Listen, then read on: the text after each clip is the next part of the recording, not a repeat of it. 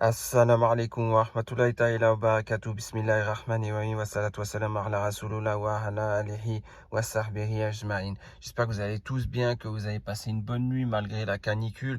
Aujourd'hui, encore des températures records. On a frôle les 41 degrés en région parisienne. Mais ça n'excuse pas que dans notre communauté, certaines personnes puissent faire n'importe quoi.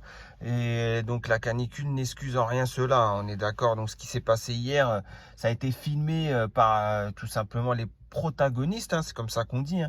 Et puis ça a été mis sur les réseaux sociaux, on va regarder les vidéos et après on y réagit, Inch'Allah. Allez, bismillah. Hey guys. Au pire, cachez, attends, vous pouvez m'ouvrir s'il vous plaît? C'est la copine Alina. C'est la copine Alina. Hein? Eh, ma fille, ouvre la porte, ta fille, elle m'a affiché, ouvre la porte. Je m'en bats les couilles, ouvre la porte, ta fille, elle m'a affiché.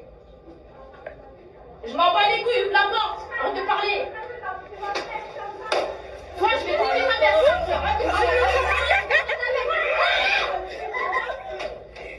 Vas-y, Nina, sors, sors tes couilles. Ah, Nina, sors, je vais niquer ta mère, sors. Donc là on est à la première partie de la vidéo, on est d'accord. Maintenant il y a une deuxième partie, il y a une deuxième vidéo. Hein. Bien sûr, on ne va pas rester sur la première, on va passer à la deuxième. Sans plus tarder, on va essayer de mettre quand même du son.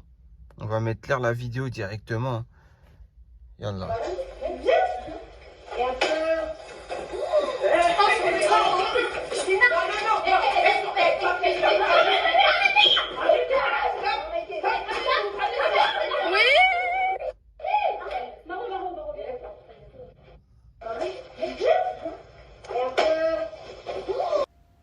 Ouais, donc on a pu voir deux vidéos à la volée. Première vidéo, un groupe de jeunes filles d'origine maghrébine, mineures, donc qui sont censées être nos sœurs en Allah. Donc on a pu voir qu'elles sont dans une cage d'escalier. Et puis elles recherchent une certaine autre jeune fille de leur âge. Elles ont l'air d'avoir une certaine animosité envers cette jeune fille, qui leur a peut-être fait quelque chose, peu importe. Mais en tout cas, on a pu voir un vocabulaire très, on va dire, vous avez compris quoi. Très vulgaire, très pointu, voilà, un vocabulaire très restreint aussi. Hein. Et puis donc, voilà, là, ça c'est la première vidéo. Et elles finissent par même menacer les personnes qui ne veulent pas ouvrir la porte pour qu'elles aient, ces filles-là, accès à cette jeune fille qu'elles recherchent. Et peut-être qu'elles veulent en découdre avec. Donc dans la deuxième vidéo, on a pu voir qu'elles ont réussi à rentrer dans l'appartement de cette jeune fille. Et donc, à ma surprise, hein, bien sûr, je peux voir quoi? Je peux constater déjà, première chose, le nom d'Allah sur la porte du salon. D'accord? Donc, ça veut dire que ça serait des gens qui seraient attachés à la religion. Chose que je n'y crois pas du tout. C'est de la décoration. Je vais vous expliquer pourquoi après. On a pu voir en arrière-plan une femme voilée. Une fille voilée, pardon. Voilà, donc qui est peut-être sa grande sœur ou sa petite sœur à cette fille. Et puis donc, voilà, la dernière chose, et pourquoi je vous dis qu'il n'y a pas d'attachement à la religion, il est où le tuteur dans cette famille? On a une mère, on a deux filles. Il est où le tuteur dans cette famille? Il est où l'homme de la famille? Il n'y en a pas. Alors, soit elle est devenue veuve, l'aïrahmo, si son mari, voilà quoi, vous avez compris. Auquel cas, elle aurait dû trouver un nouveau tuteur. Soit revenir chez son père, soit son frère, soit son oncle paternel, sinon un imam. On est d'accord? C'est une obligation chez la femme d'avoir un tuteur. Donc un imam, par exemple, aurait repris le flambeau. Et donc la maman plus les filles seraient devenues, pour l'imam, ça serait le tuteur. Voilà. Et donc si c'est une femme qui a divorcé, bah, tous les péchés qui se passent là, tout ce que Allah n'accepte pas, ça revient à l'ex-mari. Les péchés, c'est lui qui va prendre. Il est considéré comme un dayus, quelqu'un qui accepte la saleté chez les femmes de sa famille. Parce que ses filles, c'est de sa famille. Et elles n'ont pas de tuteur. Il n'y a pas de père. Il n'y a pas de tuteur. Il n'y a rien. Vous voyez ce que je veux dire? Donc ça, c'est ce qu'il y a de plus choquant déjà. Mais ce péché-là, il a été banalisé. Il faut arrêter de dire le contraire. Oui, ça fait un demi-siècle qui s'est banalisé de plus en plus. Maintenant, c'est juste du bouche à oreille. Ouais, tu peux pas, ma fille ou toi, tu peux pas, faut que tu aies un tuteur. Mais c'est rare maintenant. ces paroles-là. De plus en plus maintenant, c'est pas grave. C'est pas le problème principal. Bah si, quand il y a un divorce, ou quand il y a un mari qui décède, ou quoi qu'est-ce, et qu'il n'y a plus d'homme de la famille, le premier problème, ce n'est pas de savoir comment on va l'enterrer. Comment on va l'emmener au bled pour l'enterrer? On n'a pas fait l'assurance. Comment il va monter dans l'avion pour que le corps, pour qu'on le rapatrie au bled, etc. Non, le premier problème, c'est déjà quel tuteur je vais avoir. Maintenant, ça va être qui mon tuteur? Sachant que mon défunt mari est décédé. Sachant que mon père est décédé. Sachant que mon grand frère est décédé. Ou alors, comment je fais? Je vais divorcer parce que mon mari veut divorcer ou je veux divorcer, peu importe. Comment je fais? Je vais me retrouver sans tuteur. Il faut que je me trouve un tuteur avant de signer l'acte de divorce pour qu'il reprenne le flambeau le jour où je signe l'acte de divorce. Vous voyez ce que je veux dire? Déjà que le divorce, c'est considéré comme la chose la plus détestable qu'Allah accepte. Voilà, on est d'accord, c'est très détestable. Déjà que la cigarette, c'est détestable. On est d'accord. Mais le divorce, c'est encore plus détestable. C'est autorisé. Mais c'est plus détestable que la cigarette. Sommes-nous d'accord? Voilà. On dit macro, c'est ça. Hein. Mais là, c'est pire que pire de macro. C'est presque, c'est limite, c'est haram. C'est haram, le divorce. Vous avez compris? Bref. Voilà, donc tout ça pour dire quoi? Tout ça pour dire que déjà, avant même de parler de la gifle, avant même de parler de comportement, avant même tout ça, déjà ce problème doit être résolu dans notre communauté. Parce que si on laisse nos femmes, nos mères, nos grands-mères, nos mères, nos femmes, nos sœurs, nos filles, nos petites filles, pouvoir faire comme ça, droite-gauche, plus de tuteur, plus rien. Vous pensez vraiment que l'islam va perdurer? Vous savez très bien au fond de vous que non. Mais si vous n'en avez que faire, que l'islam perdure ou pas, eh ben dans ces cas-là, s'il vous plaît, hein, je vous dis bien s'il vous plaît, dites-le. Prenez position. Arrêtez de faire semblant. Comme ça, au moins, on connaît vos vrais visages, ces gens-là. Bref, voilà, c'était la petite vidéo là qui m'a franchement, j'ai vu ça, je comprends pas, c'est pas la vidéo en elle-même qui m'a mis dans cet état. C'est plus les gens, comment ils ont réagi à la vidéo. Ouais, la mère, qu'est-ce qu'elle fait et tout. Non, déjà, il n'y a pas un homme de la famille. Il est où un homme de la famille? Comme si nous, on n'est plus des hommes. Remarque, quand on va au bled et qu'on les voit faire une recharge 10 dirhams après le travail, hein, et Tissalat pour mettre sur leur téléphone, pour pouvoir avoir accès à Facebook, et ensuite traîner jusqu'à 22h du soir, à jouer au tiercé, à fumer le zetla, à prendre le shemma avec un verre de thé ou le café, à parler sur la terrasse de café, à s'asseoir sur un parpaing, à discuter avec le moule parking, c'est parce que c'est mon pote, et rentrer à 22h, et la femme qui attendait, et qu'on pue de la gueule, et qu'on sent la cigarette et le café mélangés, avec le schéma, les dents toutes noires. Ça, je parle au bled, mais en France, c'est pareil. Hein, quand on a tout ça, et qu'après on a traînassé sur Facebook, on a trouvé 2-3 femmes à qui parler, et qu'on trompe là. C'est normal, après, on n'est plus des hommes. On n'est plus vus comme des hommes pour les femmes. Soyons irréprochables si on veut que les femmes nous obéissent, nous écoutent. Mais c'est pas le cas. On fait les 400 coups, même étant mariés. Et même si on n'est pas marié, on n'a pas à faire les 400 coups. Mais on respecte pas nos parents. On rentre à je sais pas quelle heure. On n'est pas marié, on rentre à je sais pas quelle heure. On respecte pas nos parents et qui s'inquiètent pour nous. Vous voyez ce que je veux dire? On s'émancipe. On se marie pas, nos parents se sont mariés jeunes. On s'émancipe.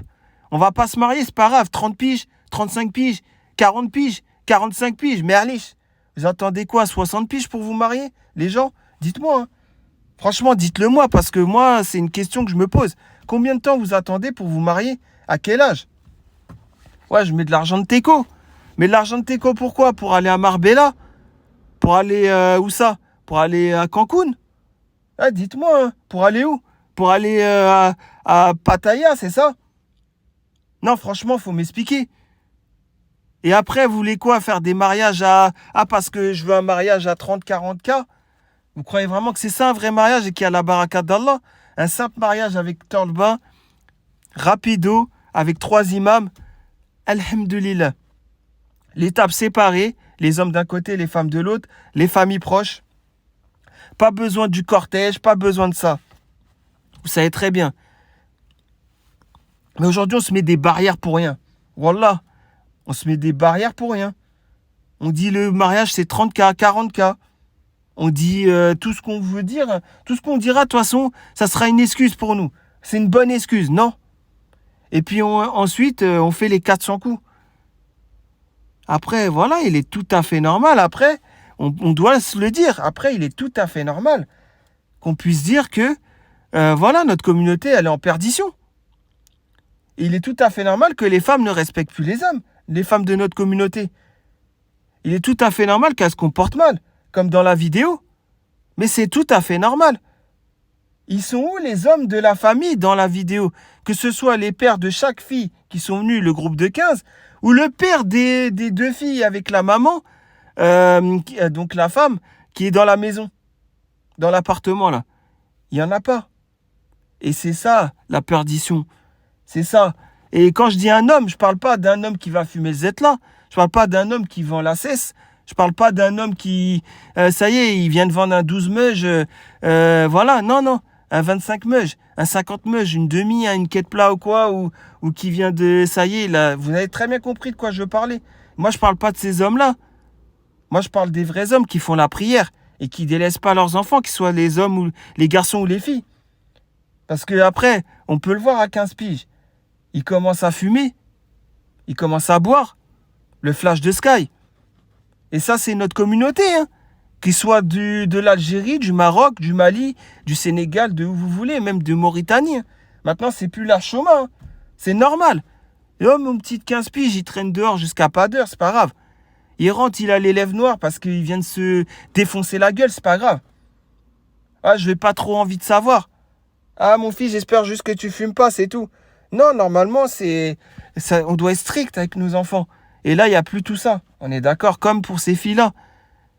Voilà, les parents sont dépassés parce que les réseaux sociaux, ils ne connaissent pas, pour la plupart d'entre eux. Donc, ils ne savent pas ce que leurs enfants font sur les réseaux sociaux. Sommes-nous d'accord? Voilà. Et quand on voit 15 piges, j'ai vu ça l'autre jour, un petit de 15 piges, je lui dis salam alaikum. Et après, je lui dis, t'es mon petit frère. Je t'appelle comment? Ah, je m'appelle Daouda. Il m'a dit, ah Daouda, tu connais la Fatiha?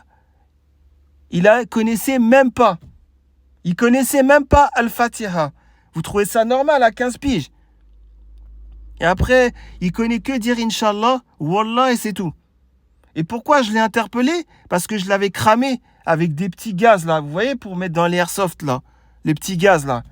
Et il se prenait ça, il se prenait une race quoi, pour s'halluciner. Enfin voilà, c'est hallucinogène, vous avez compris quoi, pour qu'il se mette une race dans et qu'il est bien dans sa tête. Un petit de 15 piges. Hein.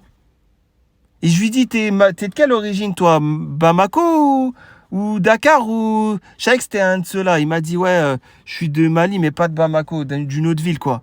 Bref, peu importe. Et voilà, quoi, tout simplement. Et il est né en France, bien évidemment, mais les parents, ils sont dépassés par tout ça, ça veut dire.